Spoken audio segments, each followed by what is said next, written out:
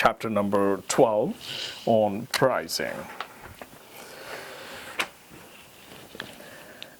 Many of the concepts that we talk about in chapter 12, like demand, supply, elasticity of demand, fixed cost, variable cost, you might have come across all these in other courses.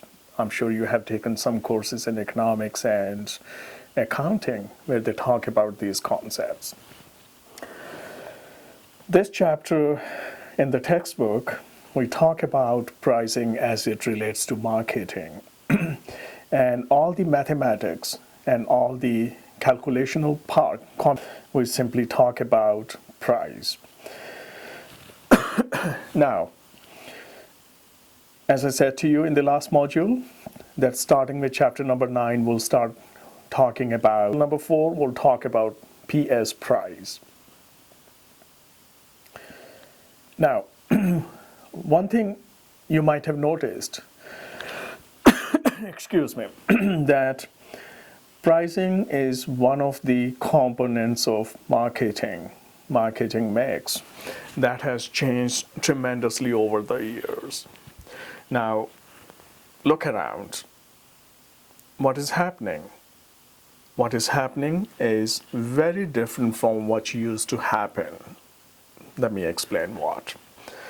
In the good old days, perhaps 10 or 15 years ago, consumers would go to a store and the seller would tell the price, and we buyers would decide if we wanted the product at that price or not, and we would either purchase or not purchase the product. But what has happened over the last 8, 10, 12 years is that consumers' participation in setting the prices has increased dramatically. Technology has facilitated that. So not only these days sellers set the prices, there are many instances where buyers, we can set the prices, sometimes in real time. So for example, if you're trying to purchase something from eBay, you have an opportunity to make a bid, which means effectively that you decide what price you want to pay for a particular product. You can trade in stocks. You set the prices in real time. There are some websites where you decide the price you want to pay for an airfare, for a hotel booking, etc. So pricing has gone through a number of different changes. Okay, so keep that thing in mind, how technology has affected the way we set prices. In chapter 12, we'll talk about the definition of price. What is price? Another important concept is that most of the times people think that price is the financial component, dollars and cents that we pay to acquire something.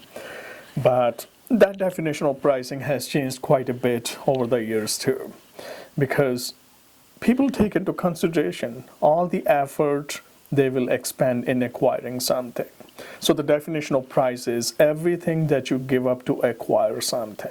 It's a broad definition. It is not the definition that in economics we are taught that the price of something is in terms of the monetary value.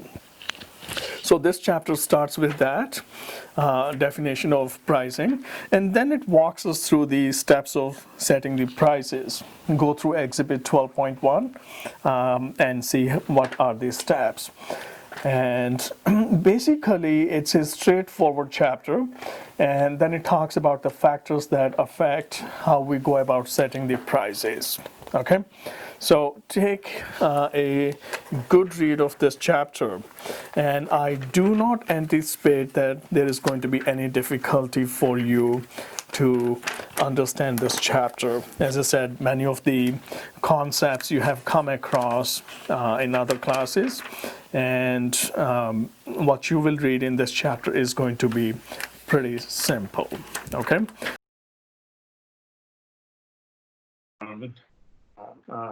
Today I'm going to start chapter number 10, which is pricing, and it is one of the components of marketing mix. In the previous chapter, we completed one marketing mix, one of the four, which is PS product, and now we are going to be talking about PS price.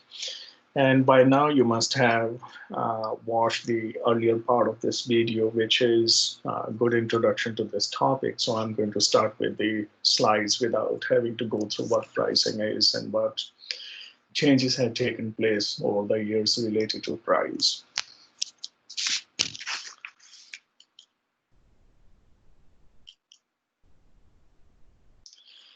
So, as I mentioned earlier, price is not just the economic term, dollars and cents. It is the total value that customers exchange for the benefits of having or using the product or service. It's the totality of everything that you give up, be it your money, time, energy, efforts that you put in. It's everything in total.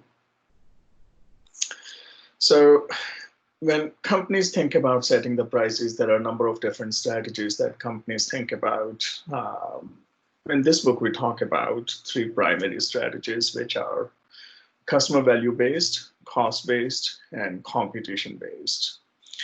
So these are three different strategies that different kind of companies can use. The first one, customer value-based, is what customers value, and it is basically the perception that customers attach to the product. So we pay close attention to what customers think about the price. We start with customers, and it is their perception. And the cost-based is where the focus is to recover the cost. And as I said earlier, you must know about the concepts related to fixed cost, variable cost, and how those costs lead to the total cost of the product. And then a company might have a certain markup. Markup means as to what percentage of the total cost the company wants the profit to be made. So that is there, which is cost-based. And competition-based, in some industries, the competition is very high. And well, in all industries, competition is high, but in some industries, the prices are based on what the competition is charging. So in commodities business, like price of gas or petrol, what many people call it, the price is set based on what the competition is charging. So companies try to match competitors' price because they do not have anything on their own, so to say, in marketing or product positioning terms that adds value to the product. So competition-based pricing is another kind of pricing strategy.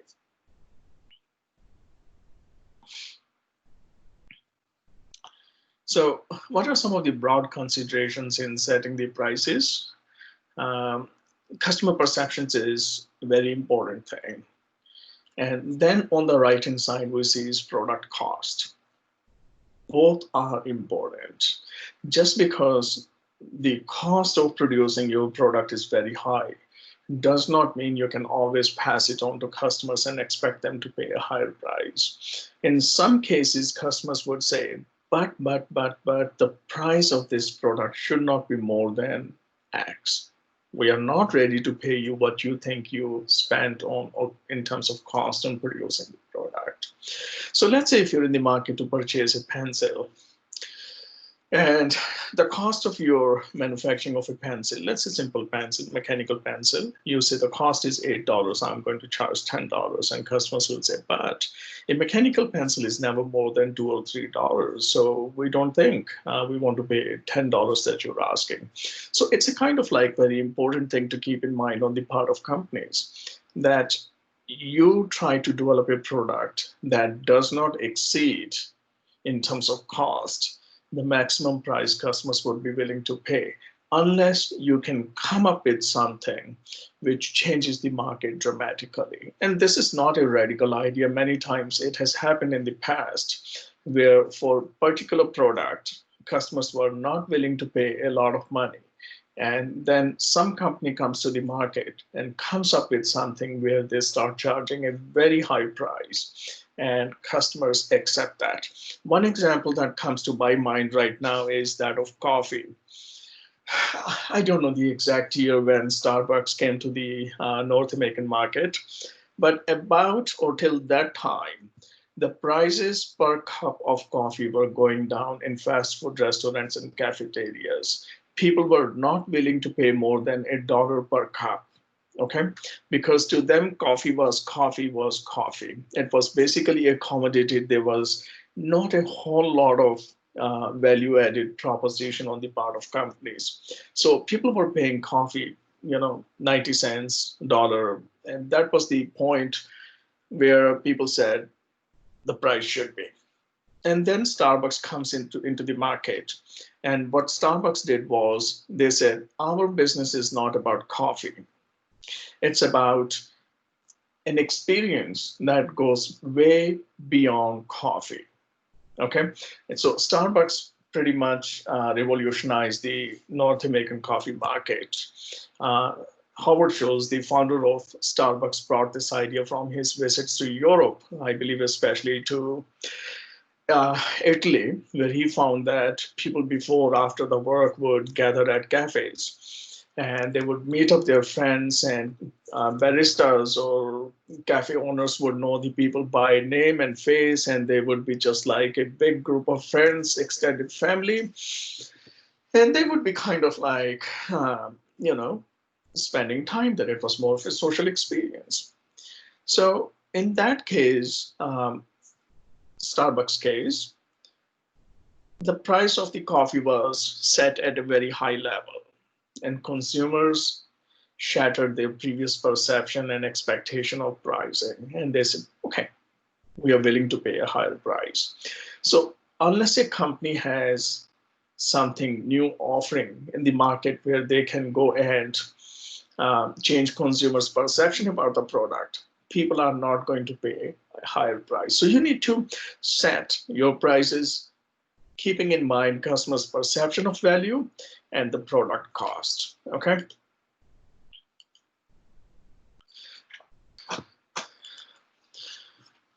So these are the two big considerations. And then the other considerations, like you look at the central box of this particular slide, the prices would depend upon company's marketing strategy. Now, what exactly is company strategy? Do they want to portray themselves as a premium product company in the middle, lower end of the competition, what their objectives and marketing mix are? Because of course, marketing mix in many cases requires certain kind of cost, advertising, product development. And then what kind of market you are in, the product life cycle, the type of competition, the market demand totality, and what the competitors' strategies are. So you need to know about all those things when you're setting the price. So it goes way above and beyond the cost and consumers' perception aspect. We need to know that.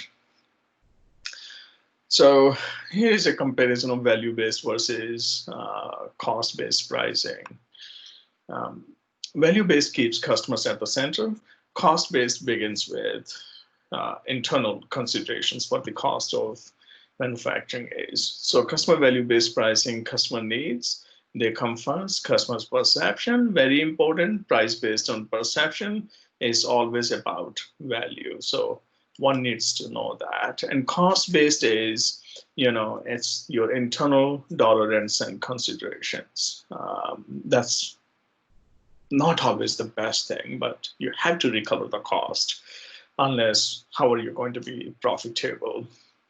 So considerations in cost-based pricing are based on the cost, and it's product-driven. It focuses on breaking even, the break-even concept, that your total revenues equal your total cost, and then certain amount of profit that you want to make.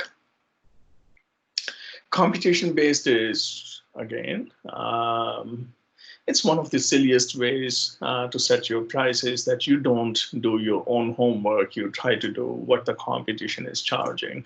And again, if your product is exactly like what the competition is selling, then you cannot ask for more price. You can ask for less, but if you lower the price, then your competition will lower it too. And as I said, at the gas stations, it happens. In big cities, not in Nova Scotia, but in, say, Ontario. In Nova Scotia, gas prices are set by the provincial government. But in big cities, say in Ontario, what would happen is that if you set the price of gas less than your competition, let's say there are multiple gas stations on the same road, then what will happen is that one gas station reduces the price by a cent or 2 cents, and then the others match it. So competition based. And, it can work if you do not have something unique to offer to your customers. If you have something unique to offer to your customers, and your competition reduces the prices, you say, no, look, we are not reducing our prices because we offer you this, this, this, and that, and therefore we think our price is very fair, and we are going to be charging that. So there are a lot of different factors that influence the prices. You can classify them into two categories: internal versus external. So internal factors are corporate strategy and objective. Go to chapter 2, what your objectives are, what is your mission statement, what are the goals of your organization. Does it want to be the number one in the market, wants to sell certain kind of products in certain numbers, dominate the market or not? You set the prices accordingly. And in some cases, you notice that some companies have the corporate goal and objective of being the premium player in their market. So they're going to charge the higher price. And some people have pointed out that some of the luxury brands like Rolex, their watches are exactly the same as some of the low-end watches. But Rolex, being Rolex, charges certain price. So you cannot beat that. Even Rolex has another brand called Tudor. And Tudor watches are as good as Rolex watches, manufactured by the same company, but Tudor prices are considerably lower than Rolex watches. Perception and corporate objective. And sometimes companies have this particular objective to achieve a certain market price. And to that end, what they will do is they will even limit the number of units they manufacture, so that customers are willing to pay a higher price. And once again, Rolex comes to mind. They do it and do it very successfully. And that is the what is the brand desired positioning and branding, and of course other marketing mix, which means what kind of distribution do you have, considerations you have in mind. If you're going to sell a product directly to customers via your website and provide no in-store service, then of course you can charge lower prices. And many companies, once again, have done that very successfully. And to that end, Dell comes to mind. Dell computers beat other computer manufacturers because they were selling computers directly to customers without any middle parties, and they were able to do it. So you have to consider all the marketing mix, what kind of promotional campaign you want to have in place, what kind of product variety, customer service before, during, and after sales. So all these factors make a big impact. And then we have a lot of external factors too: market and demand. How large the market is, how many customers, how fast the market is growing, how much is the demand in total terms, and then price elasticity. Elasticity, again, as I said earlier, might be a concept that you came across in other classes. Price elasticity is that how much demand varies by 1 unit increase in price of the product. So if the price goes up, demand doesn't change, then that means it's inelastic. So economic conditions, broad economic conditions, go to chapter number, I believe, 4, where we talked about the market environment. Economic conditions, they make a big difference. Regulations, social awareness, social concerns. So all the external environmental factors that we discussed do make an impact on what we consider. the price in. Okay, so then again, looking at uh, the competition, four types of markets. Since we are talking about markets, I want to emphasize this particular thing, which is four different kinds of markets, pure competition. That there is competition in the market, which is pure in the sense that there are a number of different products priced at number of different levels, and there are a lot of choices that consumers have. Okay, so that kind of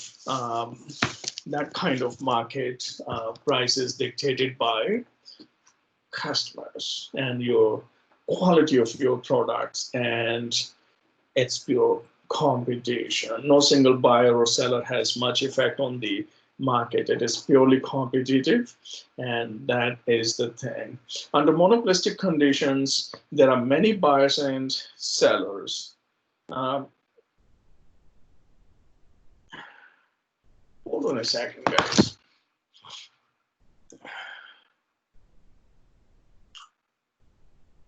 Okay. So monopolistic competition is that there are quite a few buyers and quite a few sellers, and range of prices occur between there.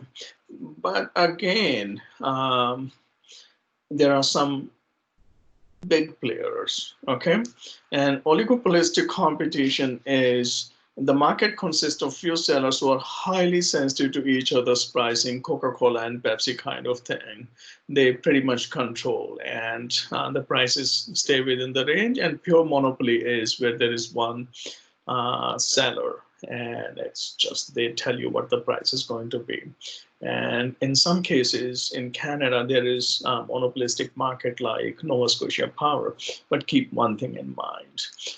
Even though Nova Scotia Power is the only company that is producing and selling power or utilities or electricity to Nova Scotians, there is government oversight. So Nova Scotia Power cannot go out and charge what they want to charge. They have to get permission from the provincial government and provide some kind of explanation as to why they would like to increase the price. So market conditions, very important to keep in mind. And go back to, again, chapter number 1, where we talked about that marketing is the outcome or the result of a country's socio-economic environment. The kind of marketing I mentioned you see here in Canada is not the kind of marketing you would see in different countries, because their market conditions, legal system is different.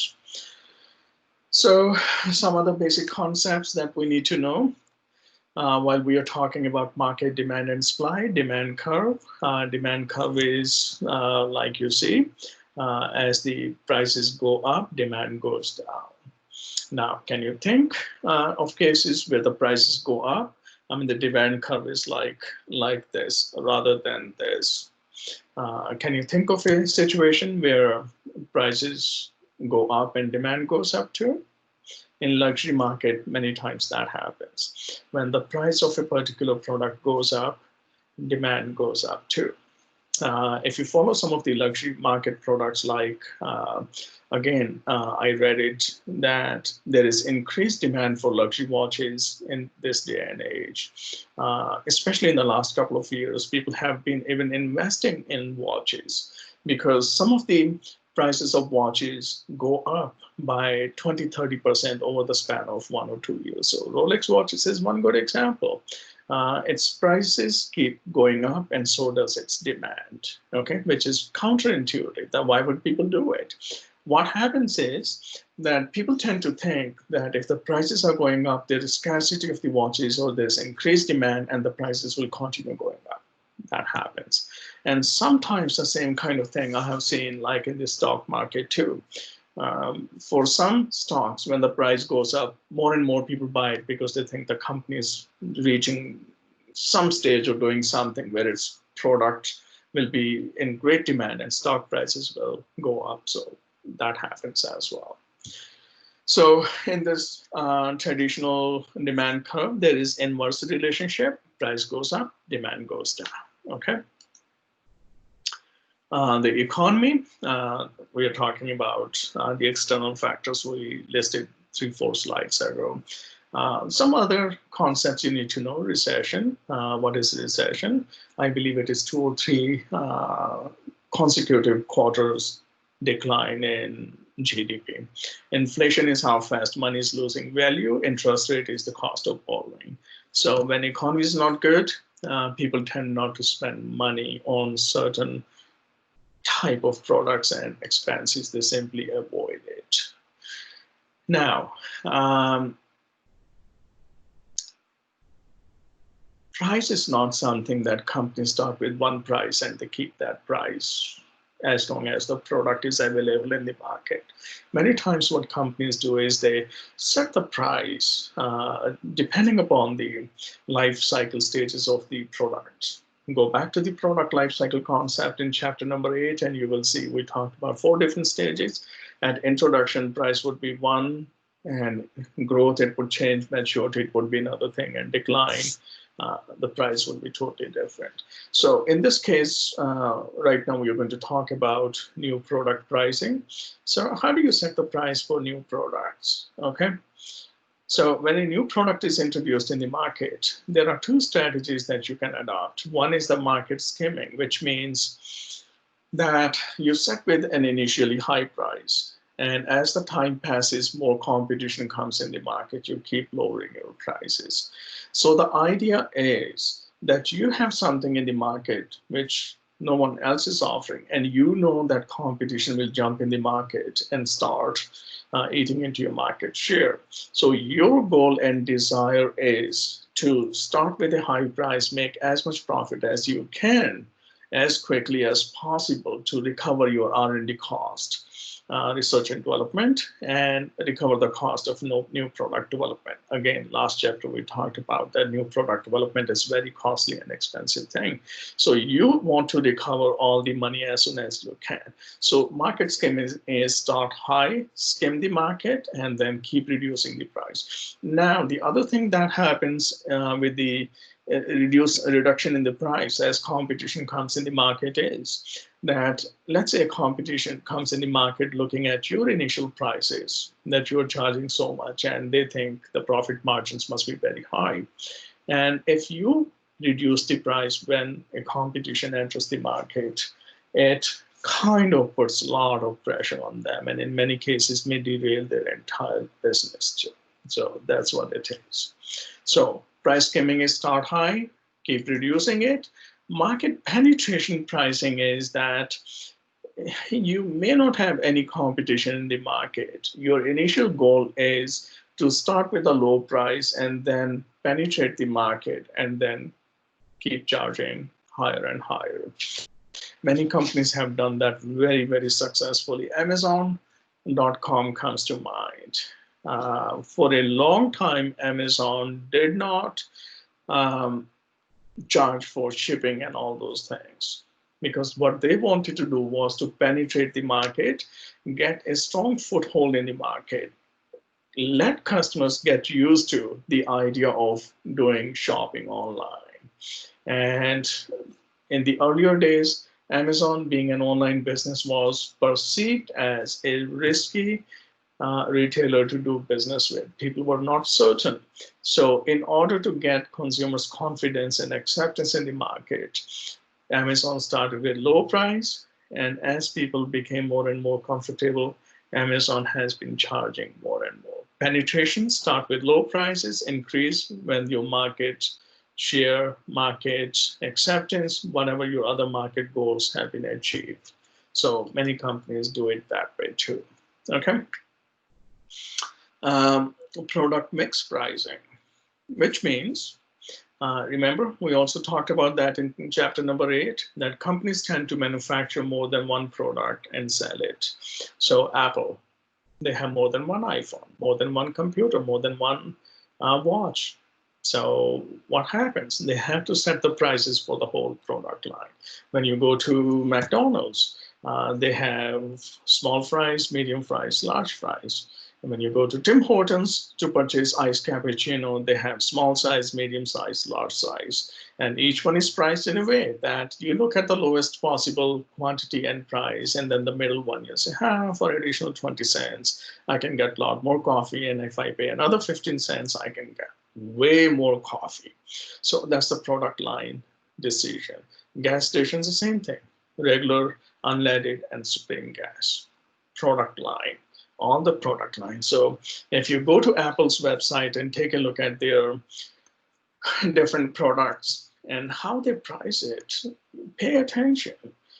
They are trying to charge you in a way that the prices are consistent and logical. So any product with a fewer features, you don't end up paying more than a product with higher features. That is one thing. Some companies end up making that silly mistake, and you say, how is that possible?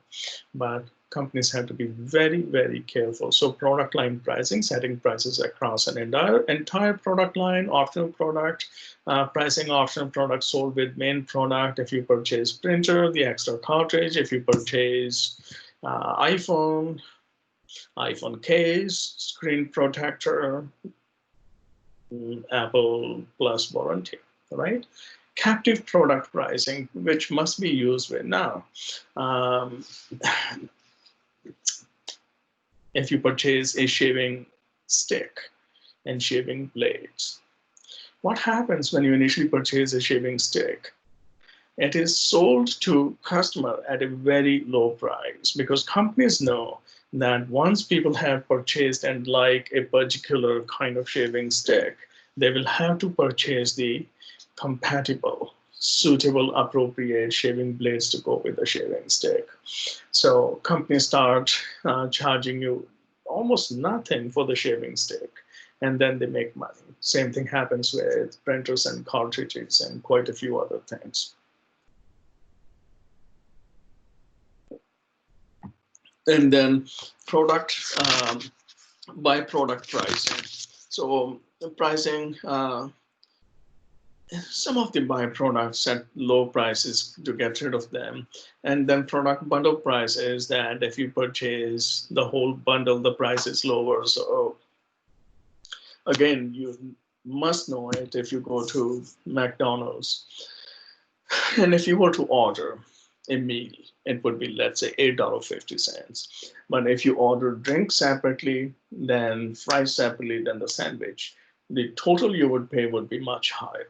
So companies try to create bundles that people have to pay a relatively lower price when they purchase all three things. And sometimes companies manipulate customers pretty bad. For instance, the cable companies, they have a bundle of channels that they expect people to get. So all the important channels are put into different bundles. So they will end up charging. They means the cable companies end up charging customers a very high price because that's how they bundle the different channels. Okay, so another important consideration about pricing is the price adjustment strategies, which means companies have to periodically adjust the price and enhance the value in the eyes of customers, reward some loyal customers too. So there are some discounts. So cash discount, when you pay cash versus credit card, cash prices tend to be low. If you pay right away and not avail of 30 days price, you end up paying less money, quantity. The more you purchase, the lower you pay. Functional, usually you perform some function. If you assemble versus unassembled product, unassembled, that you perform some function. Seasonal, if you want, looking for a snow blower, the best time to buy that would be sometime in February. And if you're looking for, something seasonal, then you have to be very mindful. So what people, as they say, the best price you would pay for Christmas packaging material is to purchase it day after Christmas or a few days after. They will be in sale. Allowances, trade-in value, Sometimes companies like auto dealers, they try to encourage customers to trade in their old car. Apple does that too. Take your old iPhone, old laptop, or something, and you can get up to $400 or something, and then some certain kind of promotions. We'll talk about promotions in the next segment. And segmented prices, selling a product at two or more prices, depending upon different cost and different market segments. So if you're looking for a microwave oven, for instance, and you go to Walmart, you will get one kind of Panasonic microwave oven than compared to if you go to Best Buy. Because Panasonic knows that people who go to Walmart are going to look for different lower price, different kind of product compared to those who go to Best Buy. And then customer segment, product form, these are all kind of segmented pricing. And then psychological pricing, again, as I mentioned in the other video, at the beginning of this video, that pricing is not always about dollars and cents. So there is psychological pricing, considers consumers' thought processes, not simply the economics, and the price is used to say something about the product. Sometimes a price that is $9,999 says something that it is well below $10,000, and charging, a certain kind of price reflects certain product brand image. Now, by the what you're looking at here on the right hand side is, I believe, something like $250,000 or something. So who buys that? Well, there are people who buy it. There are people. Now, this one owned by Eric Clapton, this is worth 3.6 million, was got at an auction. So prices reflect different market segments. Other kind of promotional pricing, discounts, loss leader. What's loss leader? A loss leader is where a company, a business organization, where they will sell a particular important product at a loss, but they will try to recover that loss by selling you other things. Grocery stores are very good at doing that. So every weekend when you get flyers or go to different grocery stores, some of the essential things like tomatoes and potatoes, they will try to sell you those things at a much, much lower price, okay? For example, a 10-pound bag of potatoes would be $1.99, $2.99 on weekends, and regular prices $5.99, $6.99. The idea here on the part of retailers is that if you go to the store, and because you find the price of bag of potatoes very attractive, you're not just going to limit your shopping to picking up the bag of potatoes. You will also, since you're in the store, purchase many other things. So that happens. Loss leader. You sell one product at loss and expect to gain the losses from selling other things to the same customers once they are in the store. Special event pricing, pre-Christmas, Mother's Day, Black Friday, etc., etc. Cash rebates, self-explanatory, low interest financing, longer warranties, free maintenance. All these are the kind of promotional pricing. If you purchase now, you get extra 3 months warranty. There are a whole lot of different kind of pricing there. What else? Geographical pricing. Prices vary by geographical locations too. So how does that work out? And how do companies make sense of that? So free on board origin pricing is, let's say you're buying a computer and it is to be shipped from China. Okay, so what will they do? They may quote you a price which will be free on board origin, which means they will say $2,000 for Lenovo laptop FOB, which is free on board. So the pricing means, FOB means that the product will be priced at $2,000 by the time it is delivered to the airline. After that, it is your responsibility. And then it can be uniform delivered pricing. Many times I go to some websites, look at the prices of their products. They say $5 flat shipping anywhere in the US. So that's their zone pricing. Then they will say flat $5 in US add another $10 for Canada. It can happen within the same country too.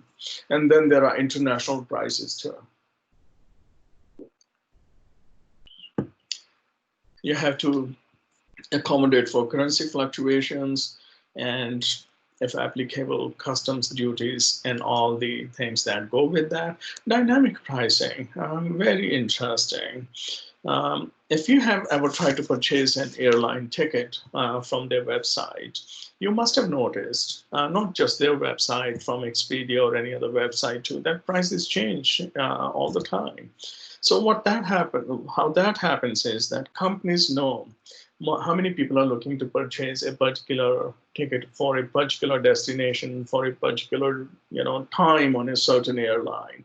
And given the demand and supply in real time, they set the prices. That's pretty much like the stock prices are dynamic; they're changing in real time. So, in the case of many products, the prices have become very dynamic. In real time, prices can change. So eBay prices are dynamic. Usually they go up, they don't come down. But dynamic also means prices go up and down in real time. Consider the effect of internet on marketing. So the things I have been talking about, benefits to marketers.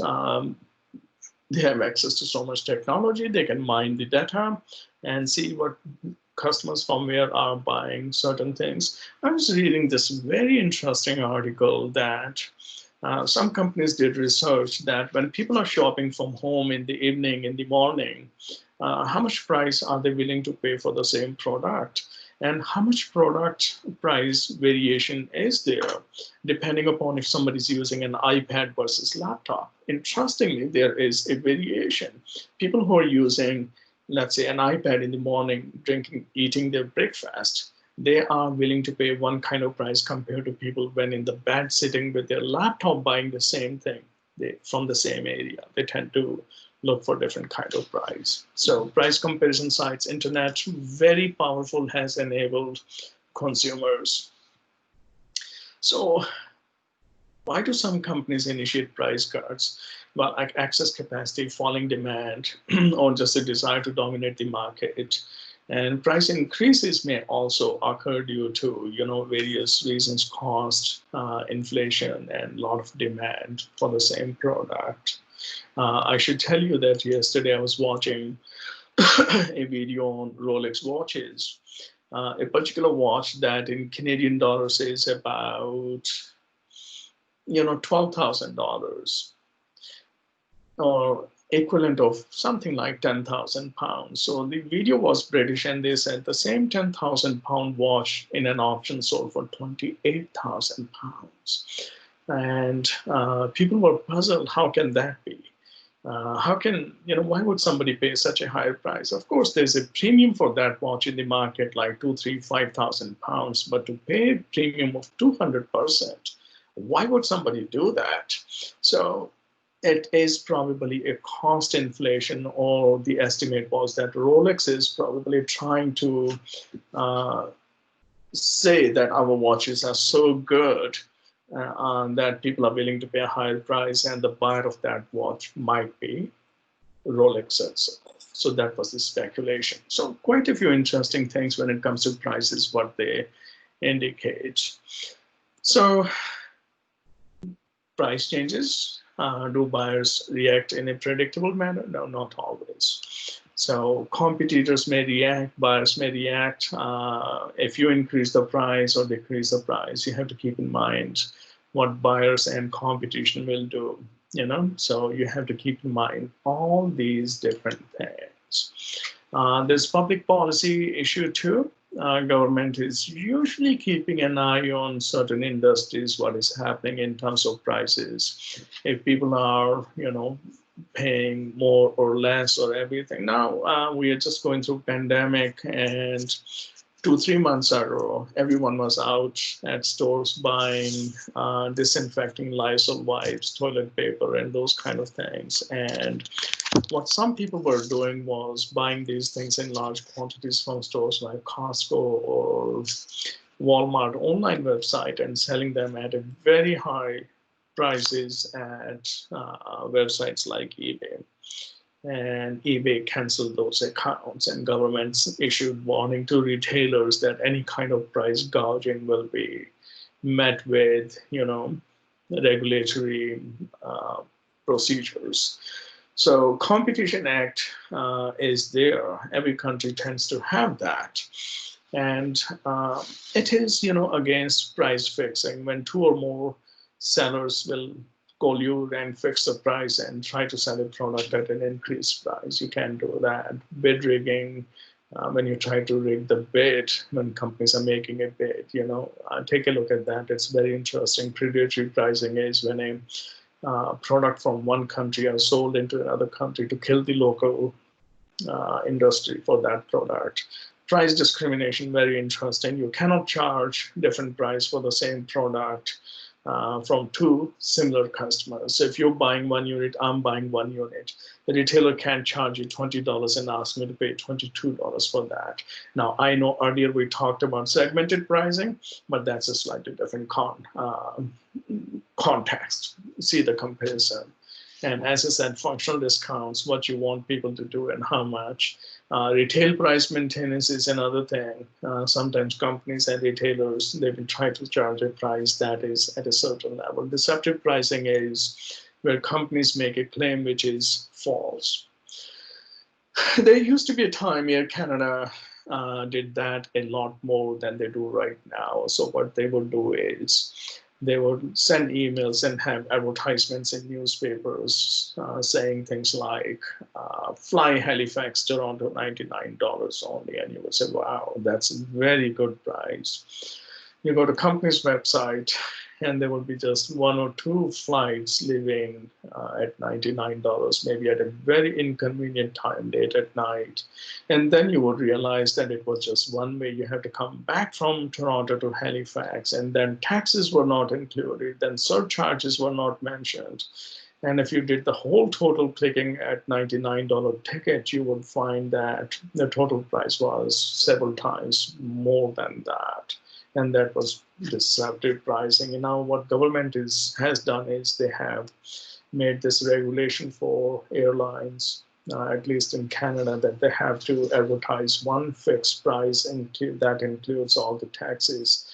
And the advertisement has to very clearly state if it is one-way or two-way fare. So, by the way, Canadian Airlines are still horrible in terms of their pricing and everything. Now, in the pandemic, many airlines have returned fare for the canceled flights to their passengers who couldn't fly, but not in Canada. I think WestJet has done that to some extent, but Air Canada has not. And this government is taking their side. So even somebody like me, my ticket is, Air Canada is sitting on the my $1,800, and I don't know when will I fly, and Air Canada is not returning my money. So that is, a legal issue too. So this is the chapter. Pretty interesting, quite important concept. And take a look at that and review it. And I will talk to you soon about this chapter when we get together online. So guys, thank you. And I will talk to you real soon. Okay? Have a good one. Bye.